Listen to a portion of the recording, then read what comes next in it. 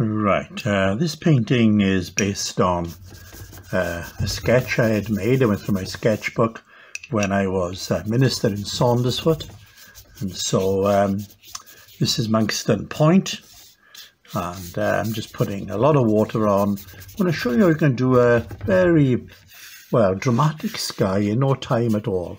So I love going down to Saundersfoot Harbour in the evenings, the old camper van, and there are these lovely, lovely evening skies. So that's what I want to really capture here. So let's have a look now. Again, speed's of the essence. So I need to be fairly quick with this. But so you've got to know roughly where you're going to put things. And what I'm going to do now is mix a lovely sort of an orangey glow here on the red side as well, if I can. Let's get that in there. Yeah, that's more like it. That's more like it. Doesn't matter I'm going over the headland a bit, because I'm going to be using darker colours coming over there, so that's not to be worried about really.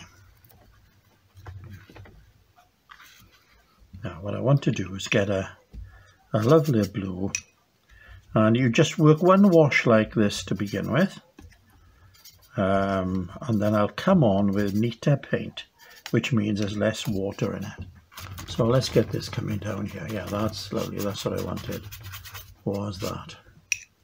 That's just nice. That's a lovely light blue that will register when I put the darker paint on. That will be just what I want.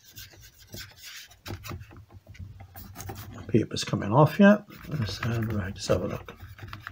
Get this blue down here. Right down there like that. Now this is going to be a backdrop, this blue, for some real dramatic stuff going on here now. You watch. Alright, so what I'm going to do now is mix darker blue, not so much paint, not so much water, and it's going to be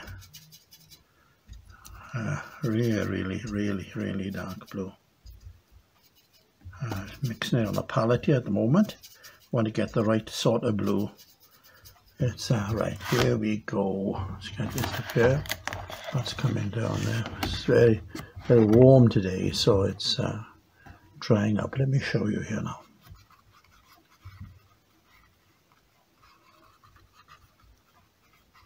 So what I'm doing, I'm going to, you can see how that is more or less staying where I'm placing it. Paper's come off the board here, but there we go. That's one of the things with watercolour, particularly outside. You've got to adapt so much, and it's one of the challenges. Apart from water and the mixers, you've got to just be ready for whatever, really. So I'm going to hold it while I paint. I'll hold the painting on the board while I paint. So, but you'll get the gist of where we're going here now. Can you see what's happening there? See, so yeah, it's always an adventure, watercolour, and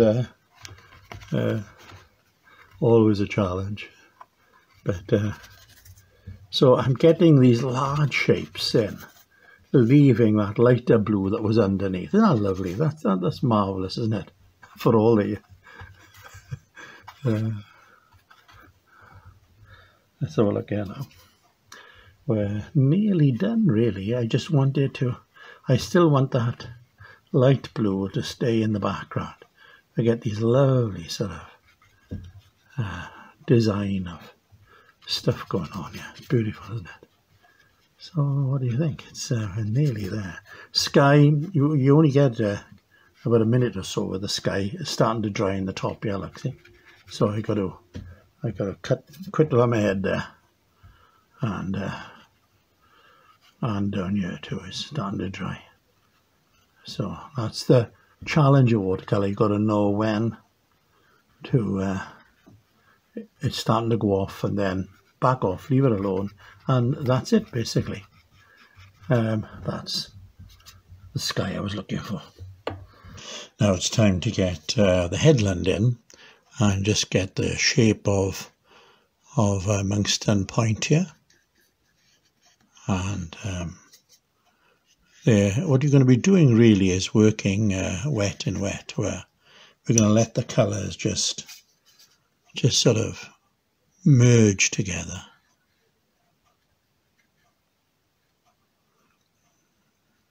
And so there'll be this blending, and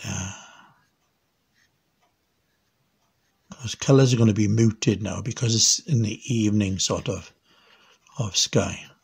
So I've got a nice green that there is up here.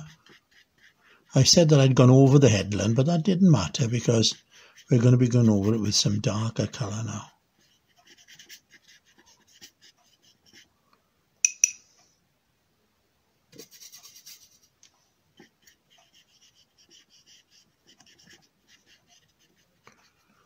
So what we'll do is get a nice blue beer now in here. And so we've got a variation of colour going on here now, of a bit of a hint of green with softening. So I'm going to take this paper off at this stage now. And that should give us a straight line. Put this back up here and get it back up on the board. A lot of artists use dog clips, which I suppose is the ideal thing because it would stop the paper coming off. But I prefer the masking tape. You can see the variation of colour all in here. Don't worry about that because it's going to be like a reflection anyway. Now what I want is a reflection of this really in here. And I'm leaving a gap where the sort of sun is going down. Mix a bit of red either side of that. And then what I want is a nice blue, like what we had done earlier for the sky. So if I can get this in. Get that in. Steady on the bear. If ever you make mistakes, don't worry, you can always get a bit of gouache and correct it with gouache later. Don't ever worry about that.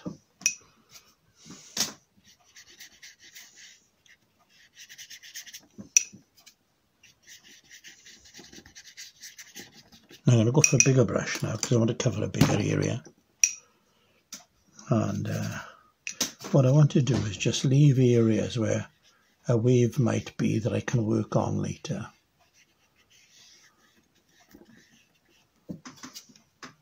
Similarly here.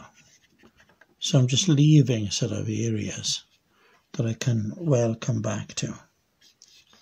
And then particularly at the water's edge here. Now we need to mix sandy colour.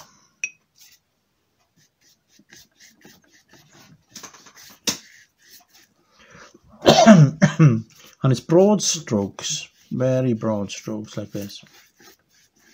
Do you remember for? Now I can come in with a darker colour now on top of that.